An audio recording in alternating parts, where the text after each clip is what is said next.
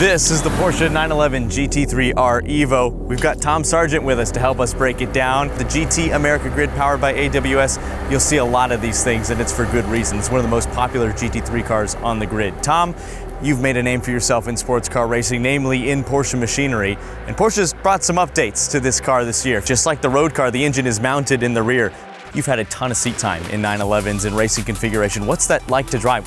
It's a very different feeling to any of the other cars, whether they're front mid or rear mid. We've got a full rear engine here. So it has its pluses and minuses. For sure, when it comes to wet weather stuff, it's probably one of the best cars to have. For just drive traction and ability to put power to the road is really crucial. And that's the same in the dry as well.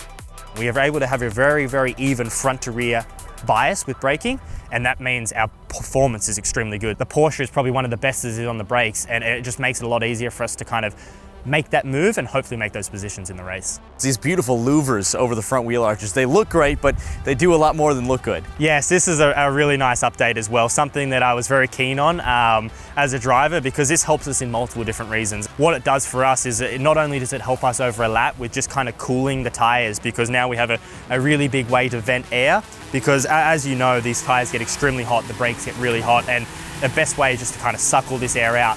But then a really big one is our ability to follow now in traffic.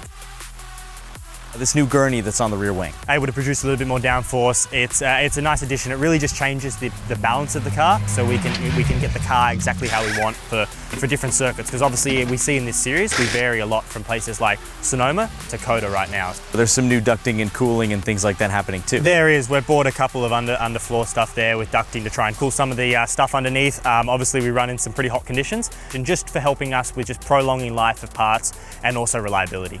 Drivability is a big aspect of this car, and suspension updates are part of this package too. Yes, that's a really exciting one, and probably one of the ones we notice the most.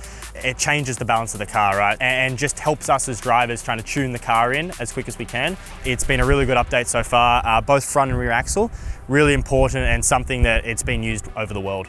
Something so often, Tom, we talk about with these evolutionary updates are the bits and bobs you can see that stick out, that are mechanical elements, but software is a huge part of this too. Bosch has brought some new bits for us. Tell us what's inside. Small adjustment on the steering wheel with a couple of dials, but we've had a new TC system and a new ABS system. So when we get the car we're given, that's all we have. We don't have the ability to adjust it during the race. So this gives us options to kind of tune in case we have a little bit more understeer, a little bit more oversteer, or whatever the car throws at us at the time.